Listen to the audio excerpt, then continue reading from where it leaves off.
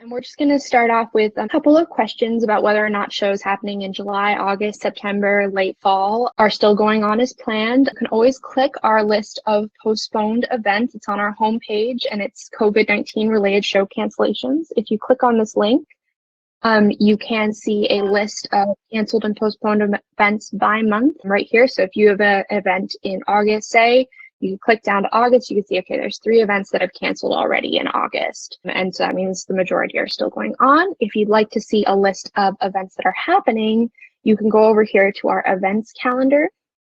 We got here by clicking the menu button. And then we can go to August 2020.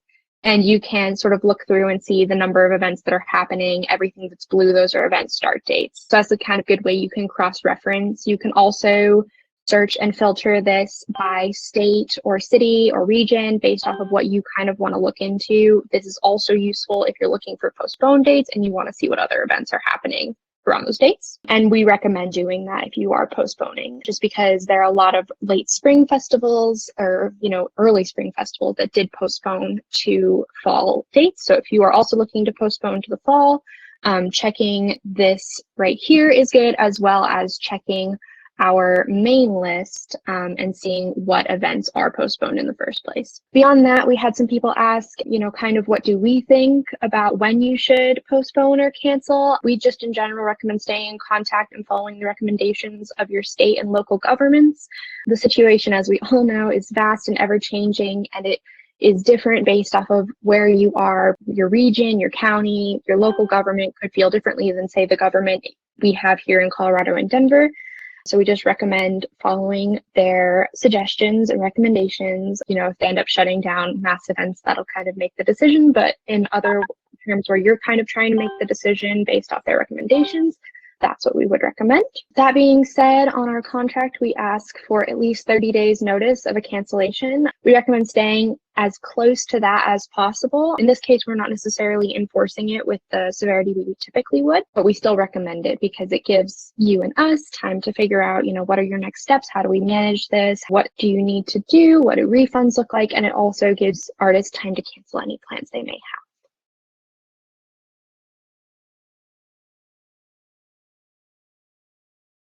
So the first thing that you'll want to do is contact your artist and notify the ZAPP team. On ZAPP, you can contact your artist. I'll log in as a local admin so you guys can see. You'll want to go to events, communication, and then reference the show that you're wanting to email artists for. And your artists could be in all different places. We have events in all different parts of their process that are canceling or postponing. So just click on any applicable statuses, click select, and then the compose email box will load and you'll be able to, compose your email. You can send yourself a copy right here. Can set up a BCC, you can add a template if you want to be able to easily look back in future years. All of that you can do over here. You may want to email a different email to artists in, say, the received versus artists who are confirmed based off of, how you might be handling refunds, which we'll talk about a little bit later in this webinar. So you might end up sending multiple different emails through here. But once you've contacted your artists, we recommend reaching out to us and letting us know. There's 2 ways to let us know of a cancellation or postponement. The first is to send us a ticket. It's right here. This will email our whole team. We really recommend emailing the whole team at ZAPPhelp@westaff.org, spelled like this. And then we'll be able to help you out. There's different people at different parts of the process that are going to be helping you out because, as you can imagine, we're very much all hands on deck right now. If you don't want to send us a ticket, we also have a blog. So if you go to our homepage, click on the blog section, and then click on resources for festival administrators. Under, if you're canceling or postponing your event, there's a link to a Google form that's right there. And this will allow you to fill out the information that we need.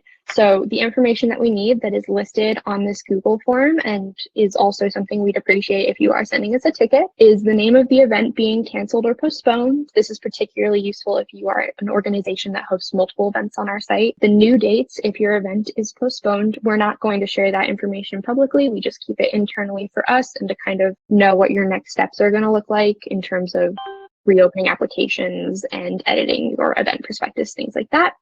And then the last thing we need to know is what your refund policy is for artists. ZAPP is kind of what shows up on their credit card statement when they make a purchase, even though the money is technically yours. So sometimes when they have questions, they'll reach out to us. This is very true when it comes to wondering about refunds for canceled events. So us knowing your refund policy helps us communicate with them, helps us put you guys in contact a little bit easier. We just like to know the refund policies whenever possible. So the next thing to do if you're canceling your event is to, search for it on the event administration page. You can click this drop down to find it if you have multiple events. And then you're going to change any pertinent dates. So within the event editor, if you are canceling your event and you're still accepting applications, the first thing you're going to want to do is take your application deadline and move it to a date in the past. It can just be, yesterday. That's typically what we do if we get notice of the cancellation or your application deadline is adjusted, because you don't want to collect any more applications, particularly if you've canceled. But if you've postponed and you haven't had a chance to solidify your new dates yet, you also want to move your application deadline to the past so that you're not getting any artists applying who don't know what the event dates they're applying for are. So that's the number one thing to do if you are still in your application period. If you are not in your application period, what you'll want to do is move your accept invitation and purchase deadline, found right here, to the past. This is the setting that allows artists to purchase booths. It's one of the settings that allows them to do this. If this is in the past, they won't be able to purchase booths unless your override purchase deadline is checked. So the override purchase deadline shows up in the product editor, and it's this checkbox right here. You'll want to make sure this is checked off as well. If you want to be super secure and make sure no artist can buy booths no matter what, you can deactivate the products over here.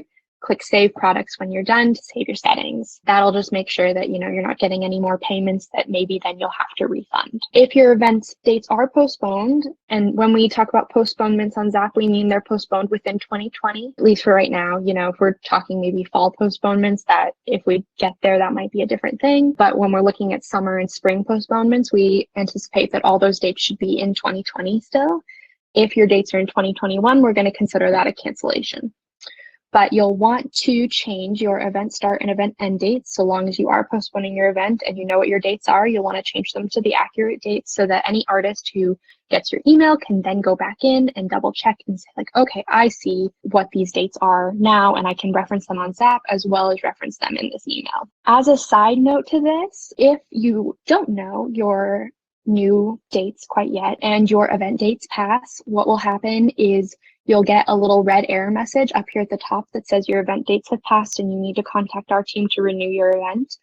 In most postponed cases, we're not going to put you on a new contract. We're just going to extend your contract. So in those cases, you're going to want to just send us a quick email, let us know what your new event dates are. We can go in and we can change those dates for you so that you can then go in and edit your application so that it's accurate to your new postponed event. Once you are ready to go, I know some postponed events, particularly early summer ones, might be reopening their applications. To reopen your application, all you need to do is move your application deadline back to some point in the future. You do not necessarily need to email us about this unless you are curious about it. Unless you want to ask us some follow-up questions about extending your deadline, you don't necessarily need to reach out to us to do so. The last part of extending dates is that you may have dates in your legal agreement. So you can kind of see that in this show, I have like a 2019 date in my legal agreement. So you may have like your original, say, May, June dates in your legal agreement, and you won't be able to change that. So that's another situation where you're going to want to reach out to us and let us know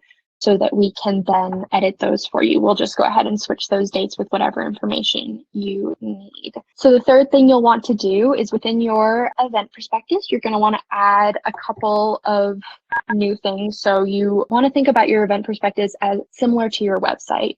You don't want the dates on here to be the wrong dates, and you don't want the information to be outdated. So if you do say like right here, we have this like important dates application period section set up. So if I was, postponing this event or it had canceled, if it had canceled, I probably would have just put in the event summary that this event is now canceled. If I'm postponing, I'm going to want to change the dates within here to reflect the new postponed dates. This is true also if you haven't actually postponed your event yet, but you're postponing things like application deadlines, accept invitation, and purchase deadlines. If you have a more lax process in place. After you update all of the dates within your prospectus, we recommend updating any refund policies you have. So again, very specific for events that are postponing. and events that may have more lax policies in the wake of COVID-19, you might want to add a new refund policy for artists who apply in the new section. So kind of how we've been talking about that with other events is having one refund policy that was for artists that applied through the date that your show was postponed, and then having another one for artists who are applying to the new postponed date. You can also do this if you're just changing your policies to be more lax. So say you want to say like, okay, so originally our cancellation policy is that no matter what, you only get like a 50% booth refund. But now, because it's a global pandemic, we're going to give 100% if the event is forced to cancel due to the coronavirus. That would be the type of information that you'd want to update, because that would not just encourage artists to apply, but it would also make artists feel a little bit more confident applying in your event, that they know that, if it doesn't work out, they can still get their money back, and they're not going to be in a situation where they're having to go back and forth between you and any other parties to see if they can get their money back. Kind of going along with that, information regarding what to do if you cancel. That could be like, hey, if we cancel, we'll let you know within 30 days. We'll let you know via the email listed on ZAPP. And this is going to be our refund policy. Those would be the types of things we would recommend starting to include within your prospectus right now. And then, as kind of like a final step, just continuing to communicate with your artists as you go along. A lot of things are ever changing about this. So you might have a situation where you feel really confident that your show is going on, and then say in July you're starting to think, oh, in my area they're still not doing mass gatherings, so I want to start to talk to my artists about what is that going to look like. And I definitely see some events do this even though they haven't canceled or aren't even close, where they just say, we're monitoring the situation, here's our new policy, and they'll email that to any new artist to any artist who applied prior to them updating that information on their event prospectus. Those are kind of the things we recommend doing if you are postponing your event, or if you're thinking you may need to postpone or cancel your event.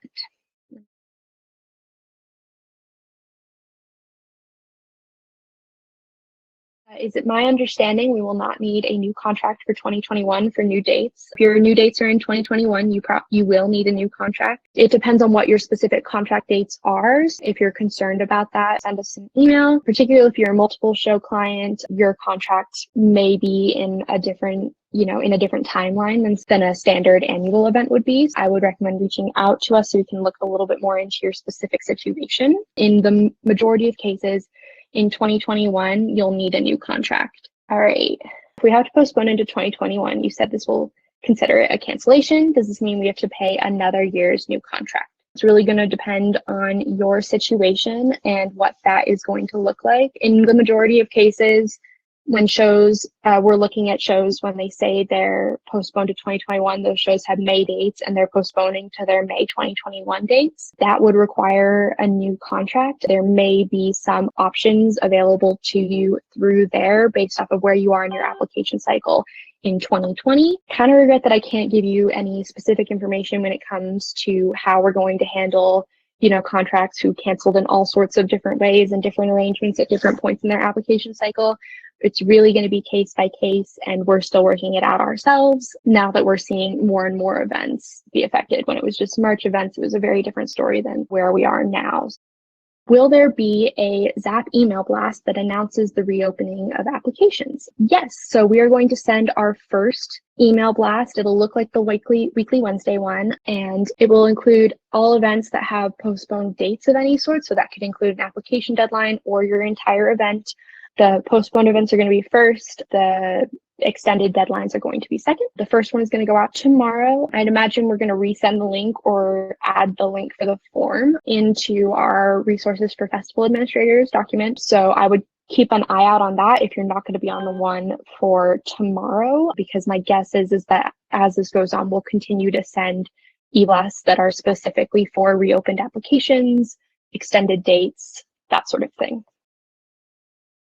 Can ZAPP share examples of actual cancellation causes or refund policies for those of us doing shows in 2021? I don't think that we can share that information, because in most cases that's not going to be our, intellectual property, as it were. I would always recommend reaching out to the festival administrators in your specific area to see, or festival administrators for shows that are similar to yours, to see what they are doing. While we're happy to help connect you with other events, we want to make sure that you're talking to people that are actually in the exact same situation that you're in.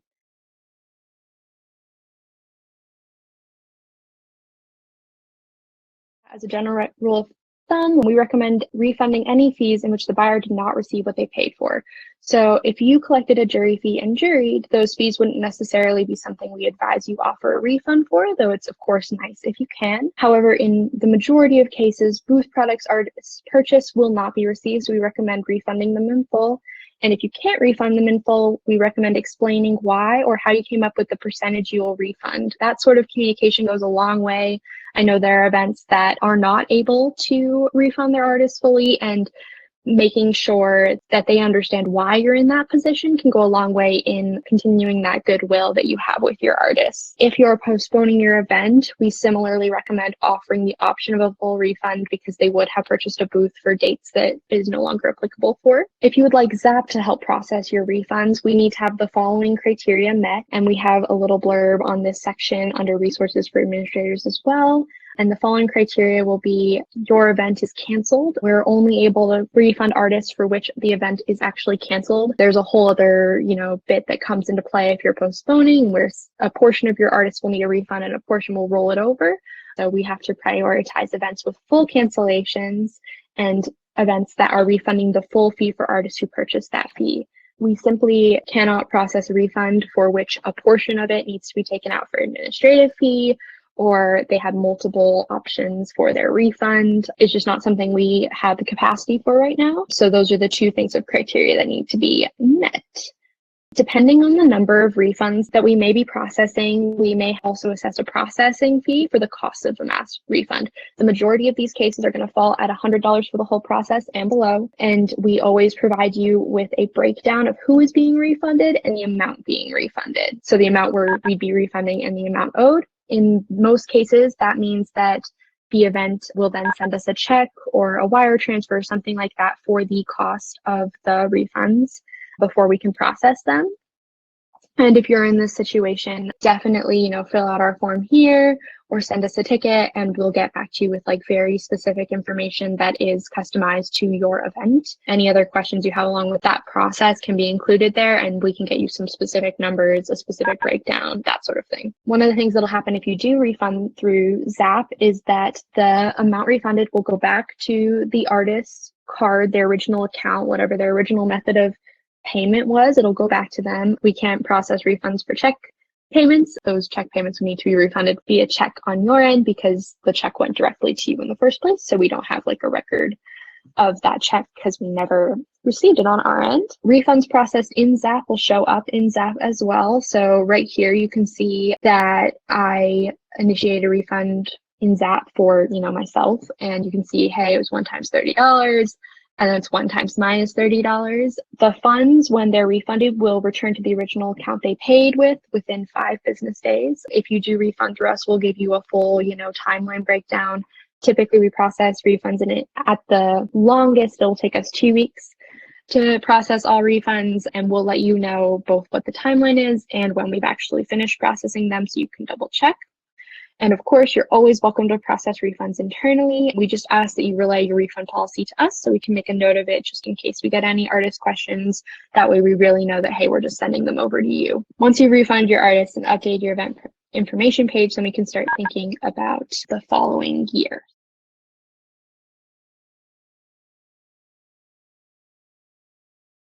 So my first question is, are most shows offering artists the option of a full refund or automatic entry into the next year's show?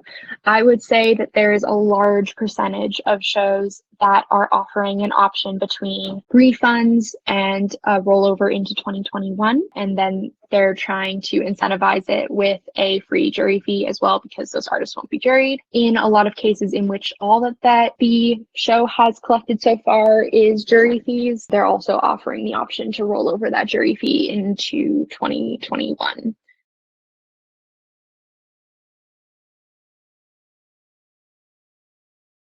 One of the other things I got a lot of questions about through the sign up form were policies to help your 2020 artists. So as events have been postponing and canceling, we've seen a variety of policies crop up. for unaffected events that wish to help their artists or events that are unsure if they will be able to go forward. So when it comes to your prospectus can be edited within your event editor. What we've seen most often is events adding in contingency plans to reassure artists who are on the fence about applying. So for artists who are unsure if the investment is one they are able and willing to make, adding things like we stand with our artists and here's what we're going to do if we do cancel, and here's what we're going to be able to offer, whether that be a virtual event, a refund, both, acceptance into the next year, all of the above. The next thing we've seen is application fees. So we've had a couple events completely drop their application fee cost to $0 and some that have just discounted it. If you get questions from artists and you want to make an exception for, say, 1 or 2 artists, you can create a coupon code under events coupons and then send them the coupon code individually in an email. And that can be kind of your way of making exceptions as you go about without having every artist pay $0 or pay some sort of discounted fee on your application fee. When it comes to booths, we're seeing a higher variety of things that are happening. So the first one is a delay on booth purchases. So many events are doing kind of what I mentioned at the beginning, and they're going in and they're deactivating their booth products just before they are even available to any artist. They're deactivating them. And then they're waiting until they're confident their event will go on, or they're waiting as long as they can before accepting booth payments. When you do that, you'll also just want to make sure that you've moved your accept invitation and purchase deadline into the future so that when you are ready to open up booth payments, your accept invitation and purchase deadline doesn't prevent artists from purchasing them. If it's in the past, they won't be able to. The second new policy is to offer artists an option for minimal booth deposits before they need to pay a larger chunk. So we do have a deposit feature. It will work in tandem with a booth product itself. So if I wanted to add a deposit, say I wanted the deposit to only be, $50 and I'd want it for 200 artists, what you'd want to do when you're doing this is go kind of one at a time.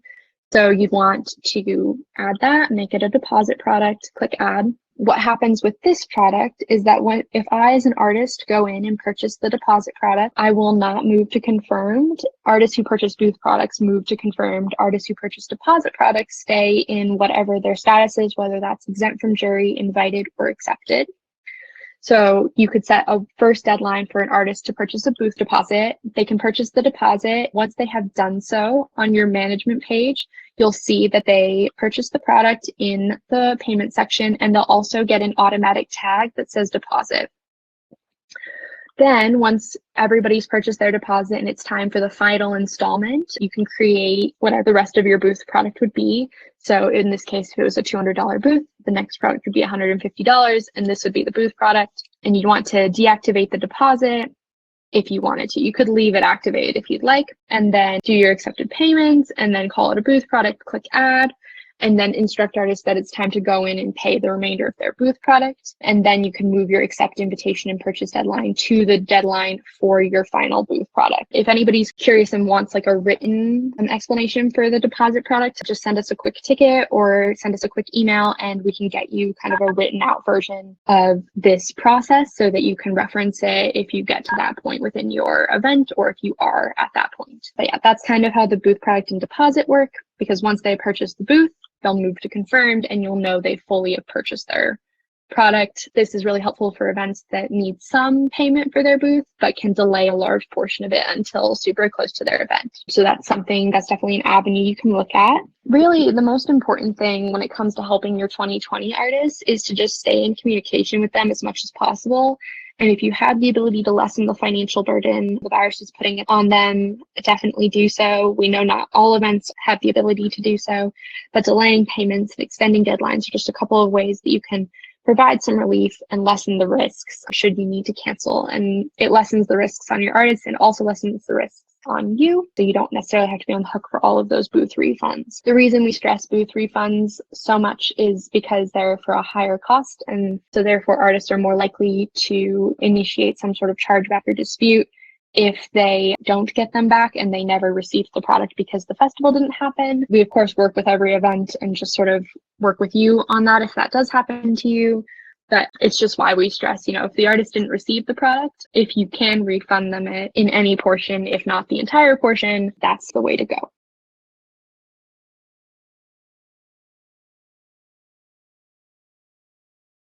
artists are asking that we share how many artists are rolled over. How is ZAPP suggesting handling that for the rollover option? We are looking into a couple of different things on our end as to what we can do to make that super clear in 2021, because we're going to have a lot of events in 2021 with rollover dates. Right now, we would recommend doing a couple of things. The first would be making that really clear in your prospectus. How many spots do you have available? So say you're accepting, 250 artists into your 2021 event and 100 artists have rolled over. So letting them know that, 150 booths are still available within your prospectus. And you include that within general information as well as within your booth information. The second tab, jury details, has a specific place for this. So there is the average number of artists selected from the jury to participate in the event that you can add in there. And that could be, your remainder 150. And then you can enter in your exempt from jury artists who are already invited. So in 2021, that might be a fairly significant number. So you'd want to add in, 100 artists or 150 artists are already there. And then in the last section, if you want to make it abundantly clear, what we would recommend doing is building a new question here and making it a single select option. The titles for your internal use only. So this can be, 2021 availability. You can make it a required question, and then your question can be more of a statement where it says, I confirm that I am applying to an event with 100 spots available, or that I'm a previous artist, because I know some events are not even accepting any new applicants in 2021. So this question could read more like, I confirm I was juried in 2021 or in 2020. And you could then add some elaboration as to we're not accepting artists that were there. Make the only option yes, don't have it pre-selected, and then create your question. And then that'll show up if we click preview here. Down here, you can see is I would confirm I was juried in 2020, and they have to click yes before they can actually continue with the rest of the application.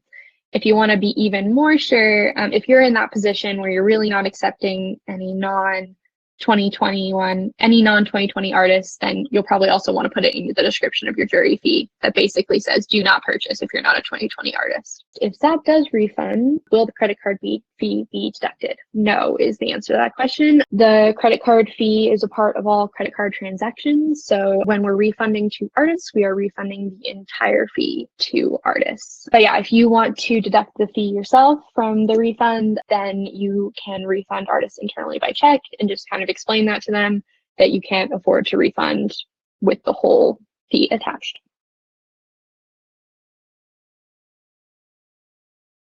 When it comes to managing your 2021 events, so say now that this event, we're just going to stay in the same event for this webinar, but say now it's 2021, we made it through 2020, yay, we did it. Many 2021 events are going to be impacted by, COVID-19 in 2020. So with events that are waiving fees or accepting very few artists, what we recommend doing is kind of what I was just talking about with the previous question, which is making that abundantly clear within your event prospectus and adding all of that information in. So, you can add all of those questions, you can add all of that prospectus, and then hopefully artists who are not your 2020 artists who won't be juried because you're not jurying artists, they won't be able to apply.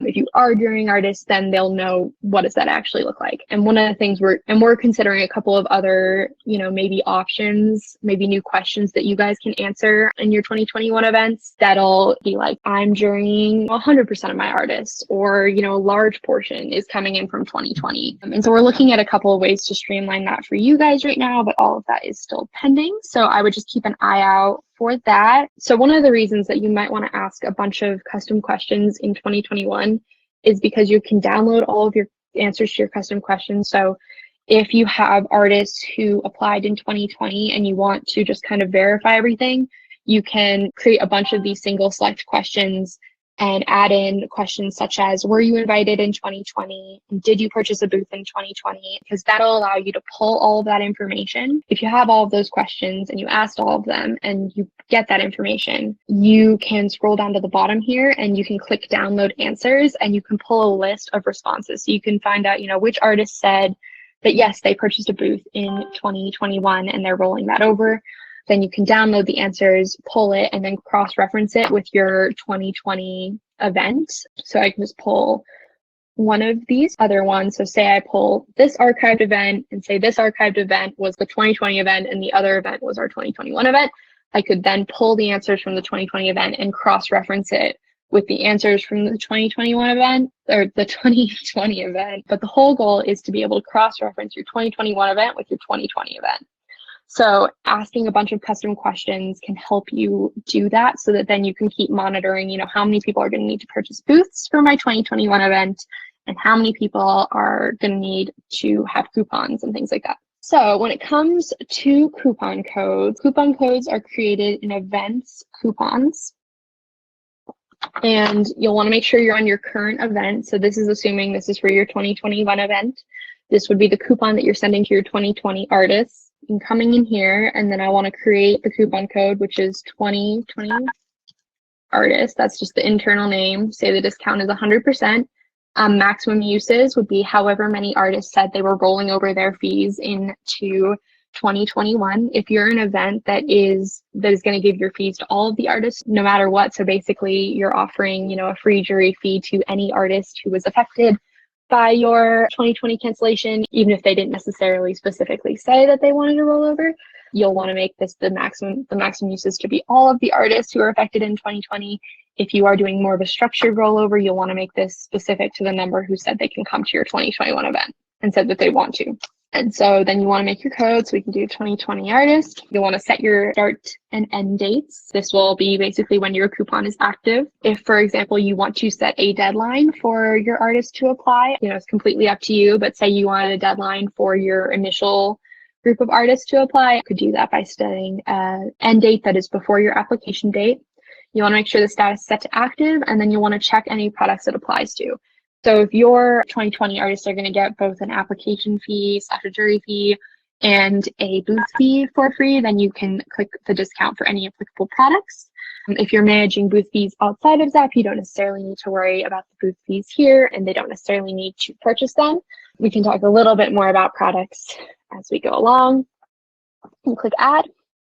Once you've added this coupon, then you'll want to go to events communication, and then you'll want to pull up an archived event. So let's say this was the previous year's event. Click on received or click on whatever statuses it applies to. Click select, and then you'll want to, draft your whole email with the coupon code and send it that way. And this is going to be a really useful way to do this because then you won't have to, include your coupon code somewhere where maybe it could be more public. So this will keep it very private just between you and your 2020 artists. And then you can just kind of monitor that as you go along. And so that can work. The other thing with coupons is within management, you'll be able to see any coupons used on this page, and it'll be over here. And then what we recommend doing as you're going along, just to kind of keep things organized, is adding a tag to artists who are your 2020 artists. It's particularly useful if you are accepting new artists in 2021, so you're going to have a mix. So to add a tag, you'll want to click on the application ID, come to the artist citation page, and do, a 2020 artist tag, click save, and then you'll have that tag. So once you're on events management, then you'll see that tag show up right there.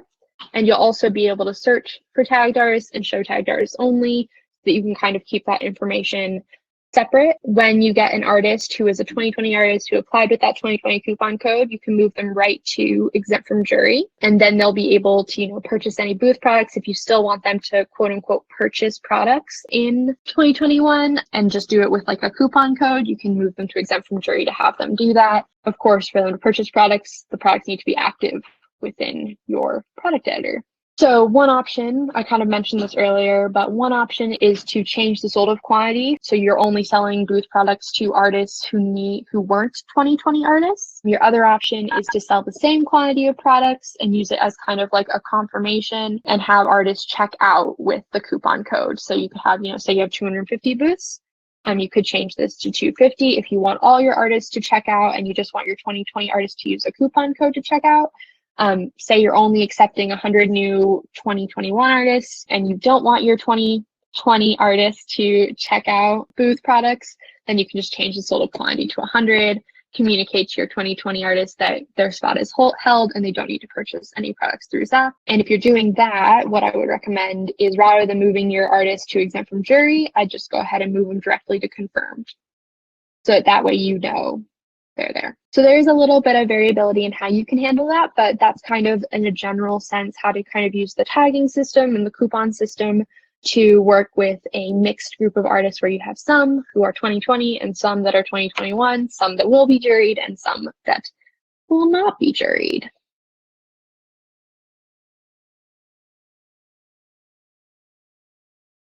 So say you're in your 2021 event again, you'll want to go to reports, income breakdown, and you can do a couple of things on this page to sort of see what's your financial breakdown between coupon codes and transactions for the full amounts of your jury fees and booth fees. So how to do that would be you'll want to select any applicable event. So I'm just going to select all.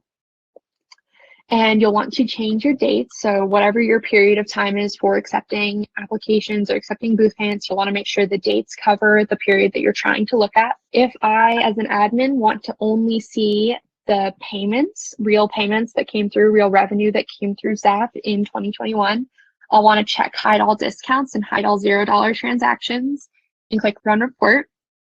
So I can pull just a list of transactions that actually happened. You can see on the income breakdown report, refunds will also show up if they were done through ZAPP. That's not really for your 2021 event, but it is useful for possibly your 2020 event. And then if I want to instead only see transactions that were $0 transactions or coupon transactions, I can do the opposite, click hide all checks, hide all credit cards, click run report, and I'll get a whole list that was just, what fee was it? What coupon did they use? If it's a $0 product and will have a coupon attached, you can pull that information. As you do this, you can definitely display downloads only, and then you can just download the results as you go. And you can, work with your finance team or whoever else needs that information. You can continue to supply them information that way. That way you can keep track of everyone who's using coupons and everyone who isn't. And that's kind of how you can use the income breakdown report to sort of financially manage your event through ZAPP as you go.